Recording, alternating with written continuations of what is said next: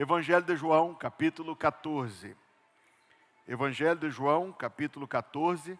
Você recebeu aí dentro do boletim o resumo da pregação que você pode usar para acompanhar. Se você está nos visitando esta manhã, primeiro você é muito bem-vindo aqui, a sua presença nos traz muito grande alegria. Nossa igreja está, domingo após domingo, nos cultos pela manhã, vendo o que diz a declaração doutrinária da Convenção Batista Brasileira. Nossa igreja faz parte da Convenção Batista Brasileira e esse documento cristaliza, expressa, organiza o que os batistas creem sobre diferentes assuntos a partir da revelação que Deus dá de si mesmo em sua palavra. Nós estamos no capítulo 5, que trata da salvação, e esta é a quarta mensagem no capítulo 5 em que eu falo do ápice da salvação, que é a vida por vir com Cristo Jesus, chamada teologicamente de glorificação. Eu vou convidar todos a se colocarem em pé e nós vamos ler Evangelho de João, capítulo 14, versos de 1 a 6.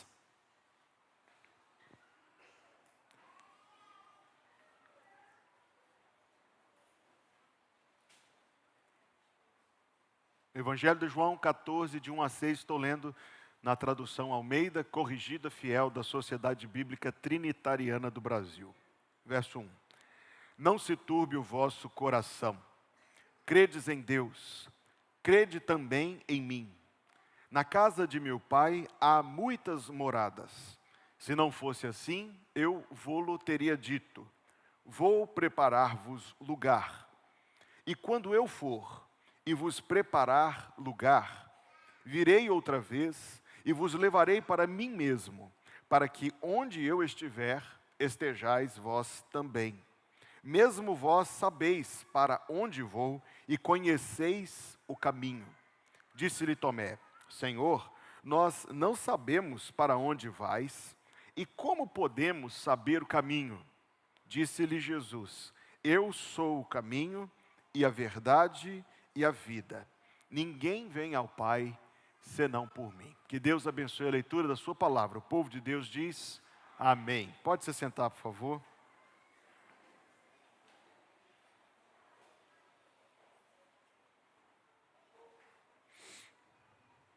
Crianças preciosas, lindas e queridas, vocês já ouviram falar, crianças, de um servo de Deus chamado Billy Graham? Silêncio sepulcral. E olha que para as nossas crianças ficarem em silêncio total, não é toda hora. Vou perguntar de novo. Crianças queridas, vocês já ouviram falar de um servo de Deus chamado Billy Graham? Não? Ah, papai e mamãe. Billy Graham foi um servo de Deus e um homem muito especial nos planos de Deus. Ele nasceu, alguns anos atrás, ele nasceu em 1918 e morreu em 2018, pouco antes de completar 100 anos de idade. Ao longo da sua vida, ele serviu a Deus de uma forma muito especial, crianças. E Deus abençoou muito o trabalho que ele fez para Deus. Agora escute, crianças e adultos, escutem isso aqui. Ele deixou esse texto escrito como a última coluna. Ele tinha uma revista, e nessa revista tinha uma coluna chamada Minha Resposta. Ele deixou preparada alguns anos antes da sua morte a última coluna Minha Resposta, para ser publicada depois da sua morte. A pergunta era: como o Senhor gostaria de ser lembrado após a sua morte? E eu leio para vocês a resposta. Eu espero que eu serei lembrado como alguém fiel. Fiel a Deus, fiel ao Evangelho de Jesus Cristo e fiel ao chamado que Deus me deu, não só como um evangelista, mas primeiro como marido, como pai e também como amigo. Eu reconheço que falhei de muitas formas, mas o meu conforto está na promessa de Cristo de perdoar os nossos pecados. E eu também me conforto em saber que o nosso Deus é capaz de pegar até mesmo os nossos erros e usá-los para a glória dele. Quando você, querido leitor, estiver lendo esta minha resposta, eu estarei com Cristo. E eu escrevo isto com muita antecipação do dia em que eu entrarei na presença de Deus para sempre. Eu tenho para mim que o céu é muito mais glorioso do que qualquer coisa que nós possamos imaginar agora. E eu tenho esse desejo em meu coração não só de experimentar da sua paz e das suas maravilhas, mas também da alegria de me reunir com aqueles que foram para o céu antes de mim, especialmente a minha querida esposa Ruth. A Bíblia diz, em 1 Coríntios 13, 12, que por enquanto nós vemos imperfeitamente, como um reflexo embaçado, mas naquele dia veremos face a face. Atenção para a conclusão. Mas eu não irei para o céu, porque fui um pregador para milhões de pessoas. Não irei para o céu, porque eu vivi uma vida honesta, uma vida reta. Eu estarei no céu por um motivo só. Muitos anos atrás, ele se referia aqui quando era um adolescente de 14 anos, que segundo ele nunca tinha colocado um sapato na vida. Muitos anos atrás, eu confiei em Jesus como meu Salvador. Jesus que morreu por mim, que morreu na cruz para tornar possível o perdão dos nossos pecados e se levantou dos mortos para nos dar a vida eterna. E aí, de maneira muito característica de Billy Graham, ele vira para os seus leitores e diz: você tem certeza de que vai para o céu quando morrer? Você pode ter essa certeza se entregar a sua vida a Jesus Cristo hoje, porque Deus amou o mundo de tal maneira que deu o seu Filho unigênito para que todo aquele que nele crê não pereça, mas tenha a vida eterna. Quando nós estamos falando do céu, do que é que nós estamos falando?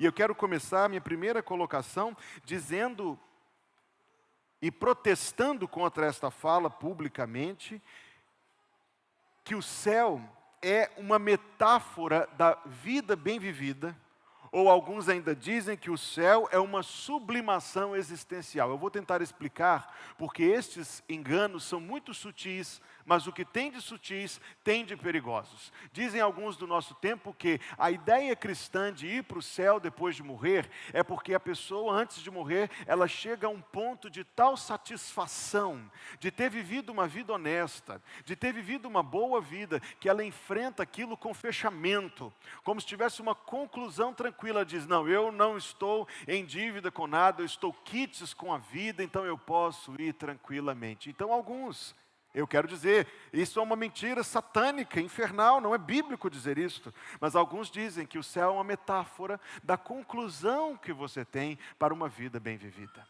Outros, igualmente desviando-se do ensino da palavra de Deus, dizem que o céu é uma sublimação. Sublimação é um termo psicológico, é quando você usa de um ponto de fuga, você escapa de uma pressão, você escapa de uma contradição por meio de uma sublimação, é como se você jogasse para cima. Então eles dizem que é uma sublimação existencial. É algo, Karl Marx dizia isso, inclusive, um inimigo do evangelho que ele era. Que você usa de uma ideia de algo melhor lá na frente para você suportar a dificuldade hoje. Então você vai alimentando a expectativa das pessoas, É como alguém dizer: escuta, eu já escutei isso aqui, tá certo? Não estou inventando, isso foi ouvido por mim, por estes ouvidos aqui. Deus botou o povo no deserto para que eles fossem para a terra prometida. Eles foram andando e morrendo, andando e morrendo, andando e morrendo, andando e morrendo. A terra prometida era lá. Era uma sublimação. Era uma maneira de você contar uma história para que a vida ficasse mais fácil de ser vivida. Sublimação existencial. Irmão, mentira do inferno. Jesus Cristo tem algo a nos dizer aqui. No número 2 do seu resumo, na Bíblia, o céu é um lugar. Na Bíblia, o céu é um lugar, não é nem um estado. Não deveríamos imaginar que seja uma espécie de condição imaterial, subjetiva. Eu quero tentar falar com clareza. Na Bíblia, o céu é um lugar. Veja o texto de João 14, de 1 a 6, que eu coloquei de novo aí no seu resumo, com algumas palavras em negrito, porque elas são importantes demais e elas enfatizam a ideia que eu estou tentando passar para você. Não se turbe o vosso coração. Credes em Deus, crede também em mim. Na casa. Eu tinha colocado no resumo essas palavras em tamanho 22, estava grandão assim no resumo. Não sei o que eu fiz na hora de salvar o arquivo que perdeu, não sei usar essas coisas, irmãos, desculpem. Mas aqui está em negrito, já ajuda. Na casa, marca a primeira palavra. De meu pai há muitas moradas, é a segunda palavra. Se não fosse assim, eu vou-lo teria dito. Vou preparar-vos lugar. Olha a terceira palavra marcada. E quando eu for e vos preparar lugar, virei outra vez e vos levarei para mim mesmo, para que onde, advérbio de lugar, onde eu estiver, estejais vós também. Mesmo vós sabeis para onde eu vou e conheceis o caminho. Você percebe que todas essas palavras, unisonamente, apontam para algo que é real. Jesus Cristo, quando ressuscitou, disse, nós comemorávamos isso no domingo passado, ele disse, eu não sou um fantasma, peguem nas minhas mãos, toquem. E depois de mandar tocar, a experiência tangível, portanto, o uso do tato da ponta dos dedos para sentir algo que era material, ele comeu o peixe, ele comeu o pão, ele comeu o favo de mel. Não. Não estamos falando de um holograma, de uma visão, não estamos falando de algo subjetivo. Com toda certeza nós estamos falando de uma realidade tangível. Eu não direi tão real quanto isto, eu direi mais real do que isto. O céu, meus queridos irmãos, não é um discurso que a gente conta para nós mesmos apenas para suportarmos as dificuldades da vida, nem é, cuidado com esse engano, nem é apenas uma metáfora para dizermos de uma vida bem vivida. O céu, Jesus está dizendo para nós em João 14:6, é um lugar. É um lugar. Pois, pastor Hugo, onde fica este lugar? Se prepare que eu vim, essa eu não vou dizer que não sei, essa eu sei. Você está pronto? Em Deus. Em Deus. Não é algo que pertence a este ponto da realidade que nós experimentamos. Está além. Eu não posso dizer que está acima, eu não posso dizer que está à frente, está além. O que eu sei a partir da palavra de Deus é que aqueles nossos amados irmãos que nos antecederam e que já adentraram a presença de Jesus, eles estão experimentando uma realidade, eu não direi tão real quanto esta, eu direi mais real do que esta. Todas as palavras aqui indicam para algo perceptivelmente real. É possível ter certeza destas coisas? É a próxima pergunta que eu lhes faço. É possível ter certeza destas coisas? Você sabe muito bem, nós pregadores citamos isso no púlpito o tempo todo. Se você perguntar para qualquer pessoa, você tem certeza de que vai para o céu depois da sua morte? A maioria das pessoas diz, tomara que sim, eu espero que sim, eu acho que sim. Mas nós estamos falando de algo positivo, nós estamos falando de algo seguro e certeiro, nós estamos falando de ter certeza. É possível ter certeza? A maioria das pessoas do mundo trata exatamente isso, da morte. Olha, eu estou olhando para os egípcios aqui. Os egípcios tinham isso muito forte na cultura deles. Eles tinham isso muito forte na cultura deles, que a morte era o impenetrável. Que você tinha que fazer preparativos, mas a morte era o impenetrável, a morte era o inacessível. Como nós podemos ter certeza? E eu estou falando de algo seguro e certeiro, certeza. Nós podemos ter certeza por causa da ressurreição de Jesus, amém? Nós podemos ter certeza por causa da ressurreição de Jesus. Este versículo foi lido aqui domingo passado, tanto no culto da manhã, quanto no culto da noite, 1 Coríntios 15:20, mas de fato, como eu amo essa expressão, de fato, Cristo ressuscitou, e foi feito assim as primícias dos que dormem. As primícias, o primeiro fruto que era colhido. Jesus é a garantia da nossa vida por vir. Sim, nós podemos ter certeza de que essas coisas são verdade por causa da ressurreição de Jesus Cristo.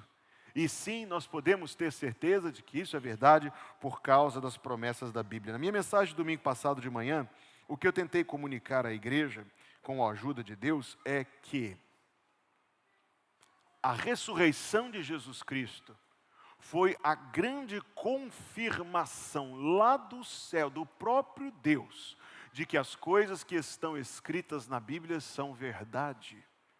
E isto é algo que assegura a nossa vida em todas as coisas. Você apenas corrigirá a referência que eu coloquei no seu resumo. Não é 1 Tessalonicenses 4, de 1 a 13. É 1 Tessalonicenses 4, de 13 a 18, que já foi lido, mas eu quero ler novamente. 1 Tessalonicenses 4, de 13 a 18. Eu estou perguntando, é possível ter certeza dessas coisas? Sim, por causa da ressurreição de Jesus, número 13. E número 4, sim, por causa das promessas da Bíblia. Ouça esse texto. Não quero, porém, irmãos, que sejais ignorantes acerca dos que já dormem, para que não vos entristeçais como os demais que não têm esperança. Por quê? Se cremos que Jesus morreu e ressuscitou, pergunta, você crê que Jesus morreu e ressuscitou?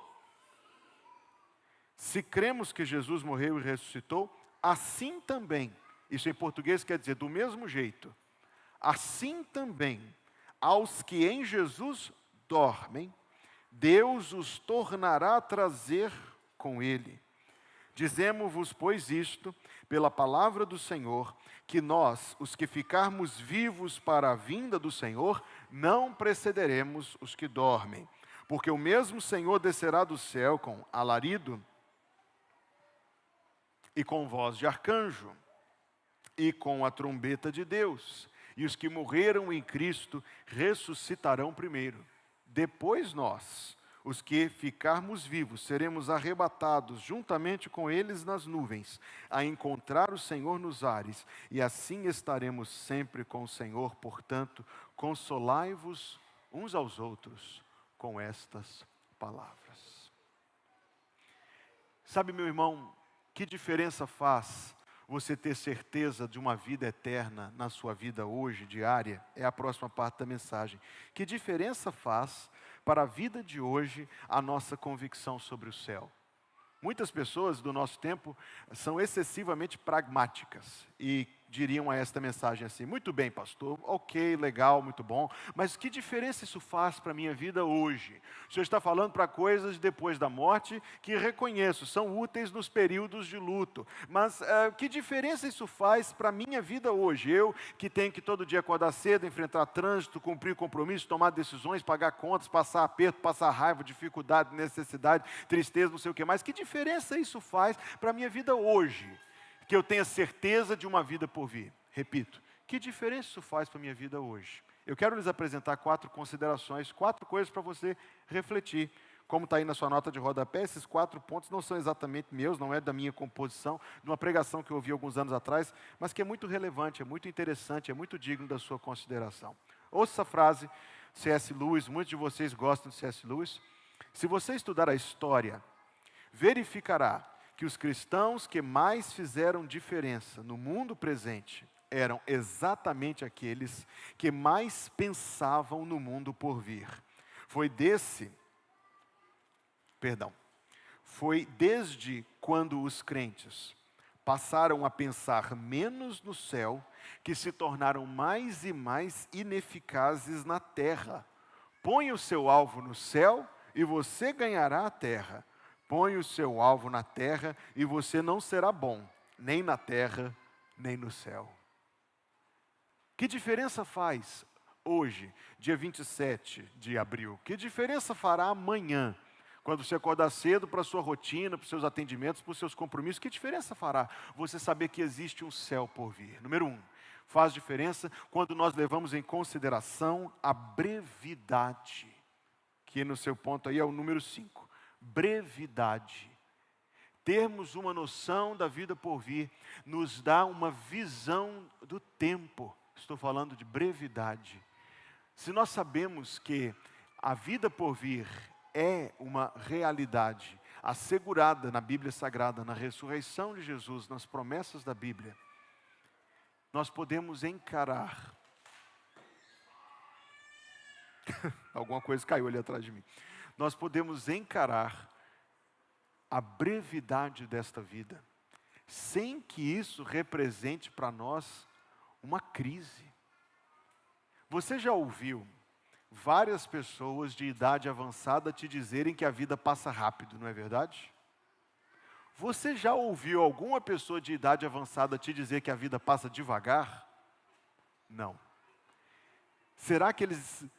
O que será que faz todos chegarem à mesma conclusão? Faz todos chegarem à mesma conclusão o fato de que isso é um fato. Mas esse fato, mais do que tudo, está declarado na Bíblia, Salmo 39, versículos 4 e 5. Faze-me conhecer, Senhor, o meu fim, e a medida dos meus dias qual é, para que eu sinta o quanto eu sou frágil. Eis que fizeste os meus dias como a palmos, o tempo da minha vida como nada diante de ti. Na verdade, todo homem, por mais firme que esteja, é totalmente vaidade.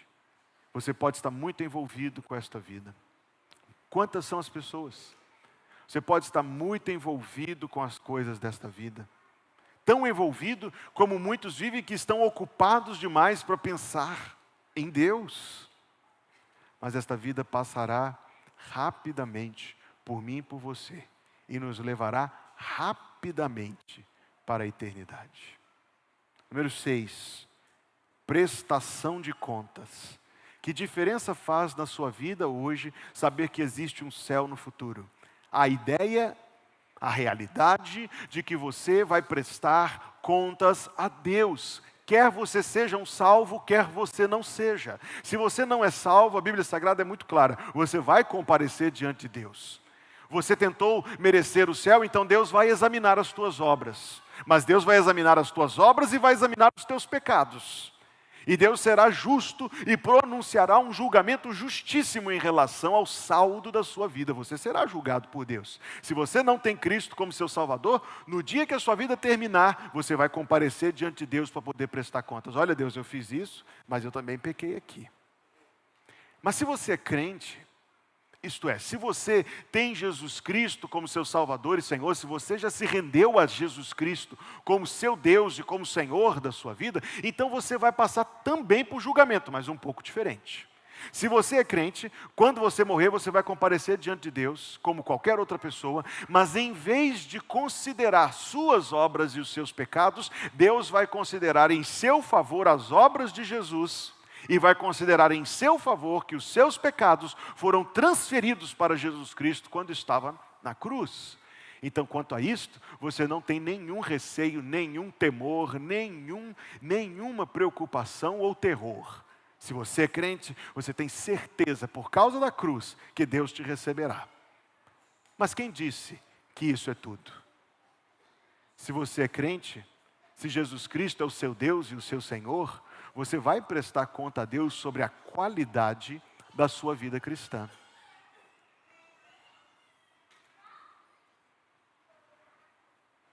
Se Jesus Cristo é o seu Deus e o seu Senhor, você vai prestar contas sobre a forma como você viveu a sua vida. Veja o testemunho de Paulo em 2 Coríntios, capítulo 5, versículos 8, 9 e 10. Mas temos confiança e desejamos antes deixar este corpo para habitar com o Senhor, pois que muito desejamos também ser-lhe agradáveis, quer presentes, quer ausentes, porque todos devemos comparecer ante o tribunal de Cristo, para que cada um receba segundo o que tiver feito por meio do corpo, ou bem ou mal. Então, este é um fator que deveria pesar na sua tomada de decisões diária. Farei isto? Ok. Estou pronto para me apresentar diante de Deus como tendo feito esta escolha? Normalmente nós pensamos as nossas escolhas em termos das consequências previsíveis. Então, se eu fizer isto, é previsível que é mais fácil, isso aqui vai me ajudar aqui, mas tem esse ônus, tem esse bônus, eu pondero, peso, a multa é quanto? O prazo é qual? Ok, então já tenho as informações que eu preciso para tomar uma decisão. Nós consideramos um prazo curto de consequências previsíveis. Mas nós temos um fator que nós não devemos desconsiderar. Nós vamos responder a Deus por cada escolha que fazemos.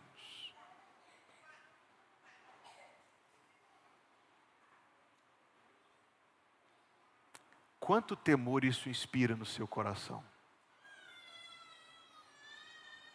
Número 7. Que diferença faz para a nossa vida hoje a nossa certeza de uma vida por vir no céu? Número 7, isso nos incentiva à pureza. A palavra-chave, número 5, é brevidade. Número 6 é prestação de contas. Número 7 é pureza. Se eu prestarei contas, e se este é um fator que deve pesar na forma como eu pondero, na forma como eu avalio, na forma como eu decido algumas coisas, muito bem. Então eu devo ponderar hoje, se as minhas escolhas hoje serão consideráveis por Deus como aprováveis. Ou se eu estarei exposto à reprovação. Alguém pensa, pastor, reprovação, mas eu já estou salvo, o importante é chegar no céu. Sinal de que você ainda não aprendeu a pensar biblicamente como deveria pensar. Sinal de que você ainda não entendeu que a salvação não tem a ver com te safar de um perigo. Que a salvação tem a ver com a glória do nome de Jesus Cristo na sua vida. Você está pensando, eu não preciso me preocupar se lá no céu eu vou ser o último da fila, contanto que eu esteja no céu. Você ainda está pensando em você. Você precisa pensar primeiro em Jesus. A questão aqui não é se você vai escapar por pouco ou por muito. A questão aqui é quanta glória a sua vida está trazendo ao nome de Jesus Cristo. Se você for pensar em escapar por pouco, por um triz eu não entrei no céu. Eu me pergunto se é assim que uma pessoa que já nasceu de novo pensa. Porque a Bíblia Sagrada é um instrumento de Deus para moldar a nossa mente. E para moldar nossa mente, inclusive, quanto a quem é o primeiro na nossa intenção. Quem é o primeiro no nosso zelo, na nossa busca. Vamos falar a verdade? Muitas vezes a gente pensa a nossa vida cristã pensando em nós primeiro mesmo. O que nos é mais confortável, o que nos é mais cômodo, o que nos é mais tranquilo, o que nos é mais agradável, o que Deus está fazendo por nós e qual é o mínimo que eu preciso fazer para Deus? O mínimo, eu só preciso saber o mínimo. Ainda estamos pensando como pessoas que não nasceram de novo, pensando primeiro em si mesmos, pensando primeiro na sua própria vontade. Mas a salvação é para mexer aqui, é para mexer aqui. Pensar primeiro na glória de Deus. Pensar primeiro no nome de Jesus, do qual somos portadores. Então a questão aqui, repito, não é entrar no céu por um triz.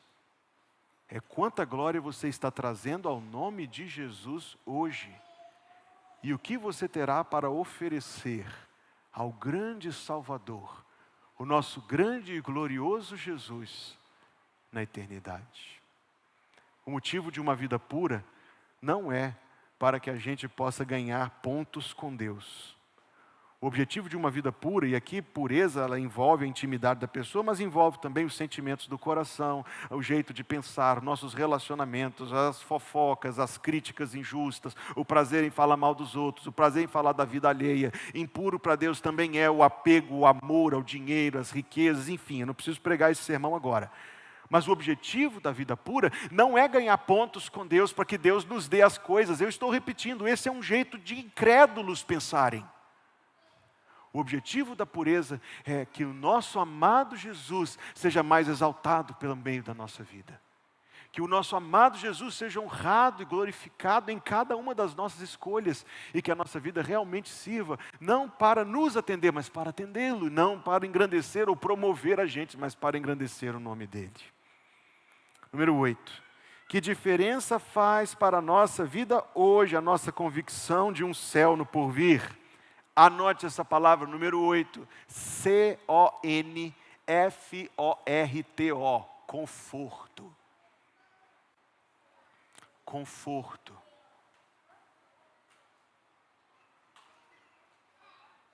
Quando você sabe que existe uma vida por vir, qualquer enfermidade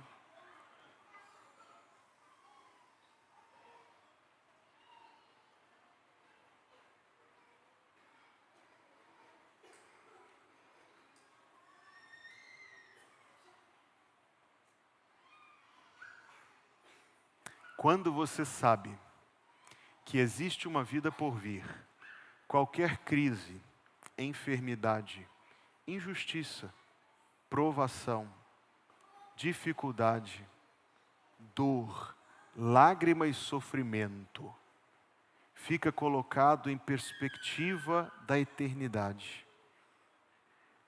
Aquilo que seria para deixar alguém louco, morto, acabou a vida. O servo de Deus encontrará em Deus forças para suportar, por causa de uma consciência: isto aqui não durará muito, e em breve eu estarei com o Senhor, e sequer me lembrarei dessas dores, e aquilo que hoje dói, não doerá mais no porvir. Um peregrino medieval escreveu isto aqui a respeito da cidade de Jerusalém. Mas na verdade a Jerusalém da qual ele estava falando não é a Jerusalém terrena, é a Jerusalém celestial. Jerusalém excelsa, gloriamo-nos em ti, amável esperança de todo crente aqui. Radiante é a tua porta, que ao longe já se vê, por onde tem entrada o que em Cristo crê. A cruz e a sua glória e o nosso Redentor em ti são exaltados com hinos de louvor. Que gozo tu me inspiras, eterna habitação, saber que em ti se finda a peregrinação. Ó doce lar amado, descanso meu serás, quando eu tiver herdado teu bem e tua paz. Último verso.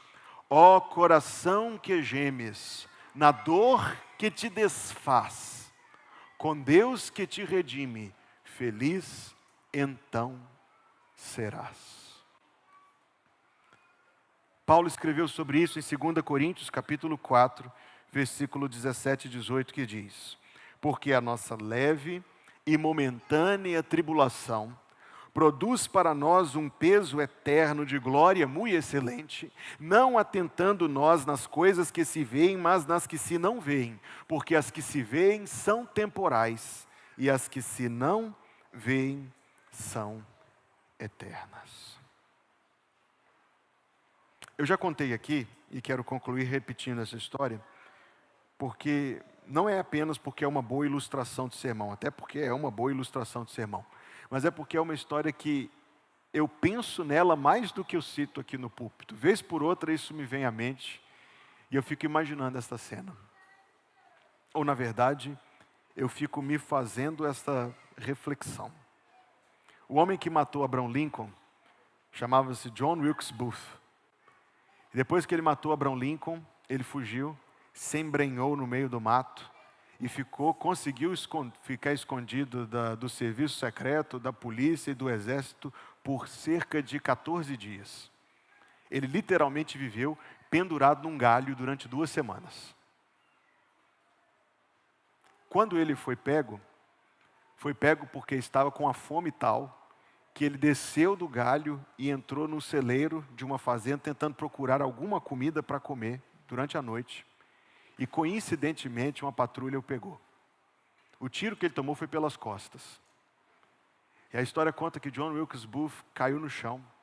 E enquanto agonizava nos seus últimos minutos de vida, ele olhava para suas próprias mãos, enfurecido, e xingando as suas mãos, chamando-as inúteis. Inúteis. Inúteis talvez porque não conseguiram salvá-lo daquela morte, ou talvez inúteis porque aquilo que ele amava e defendia era uma causa perdida, ou talvez inúteis porque ele viveu uma vida sem resultado nenhum para a eternidade. Esta é a reflexão. A gente está vivendo a nossa vida aqui, uns de vocês têm 7, outros de vocês têm 70 anos, alguns mais, outros menos, e a maioria no meio do caminho. Nossa vida, se Jesus Cristo é o nosso Salvador, está apontada na direção dessa eternidade por vir. Mas a nossa vida, vivida no meio aí de rotina, no meio de compromisso, no meio de tarefas, no meio de tudo, resultará em quê? Meu irmão, a sua vida vai dar no quê? Qual é o resultado da sua vida? Eu acho que essa é a reflexão que todo cristão deve fazer, lembrando do que Paulo disse, eu já citei este versículo. Todos devemos comparecer ante o tribunal de Cristo. Mas em último lugar, um grupo tão grande de pessoas aqui nesse domingo de manhã, graças a Deus por isso, poucas cadeiras vazias, visitantes, convidados, familiares dos membros da igreja, tantas pessoas aqui, tantos corações que só Deus pode conhecer. E talvez um coração ou dois que ainda não tem certeza da salvação. E por quê? Porque Jesus Cristo ainda não é o seu Salvador. Você sabe sobre Jesus, você ouviu sobre Jesus a sua vida toda, mas Jesus Cristo ainda não é o seu Salvador. Você já viu o Cristo Redentor e você já viu vários filmes bíblicos e domingo passado um monte de coisa sobre Jesus nas redes sociais e na televisão. Mas Jesus não é o Senhor da sua vida. Para aqueles de quem Jesus é o Senhor e o Salvador, existe essa certeza, a certeza da vida eterna. Jesus é o seu Salvador? Jesus é o Senhor da sua vida? Se você não sabe como responder essas perguntas, nós queríamos muito poder te apresentar o plano de salvação de Deus. Se você crer em Jesus Cristo como seu Salvador, Ele te aceitará. Muitos falam sobre a gente aceitar Jesus, em parte é verdade, mas é Jesus, na verdade, quem nos aceita. É Jesus quem nos acolhe, é Jesus quem nos salva, é Jesus quem vem nos buscar. Sabe o que você pode fazer para ser salvo? Nada. Não está ao seu alcance. Mas você pode pedir a Deus humildemente que tenha misericórdia de você. Você pode pedir a Deus que perdoe os seus pecados. Você pode pedir a Jesus Cristo que seja o seu Salvador e o Senhor da sua vida. Mas eu não sei orar, alguém diz, eu não sei orar. Fale para Deus como souber. Fale para Deus como puder. Seja sincero, Deus não está impressionado com a oração bonita de ninguém, não. Mas venha a Deus com o seu coração.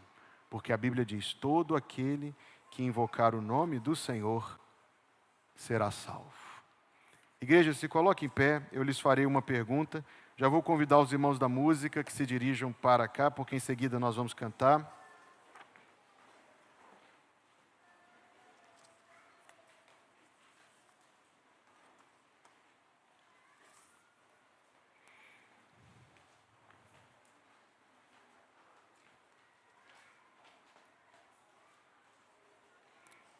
Eu lhes farei uma pergunta agora, meus irmãos. A resposta está dada para os meus irmãos aí no resumo da pregação. E depois de eu lhes fazer esta pergunta, nós responderemos juntos. É uma resposta curta, não quer dizer que é uma resposta pobre. Igreja, o que você crê sobre a glorificação? Comigo? A glorificação é o ponto culminante da obra de salvação. É o estado final permanente de felicidade dos que são redimidos pelo sangue de Cristo. O povo de Deus diz: amém.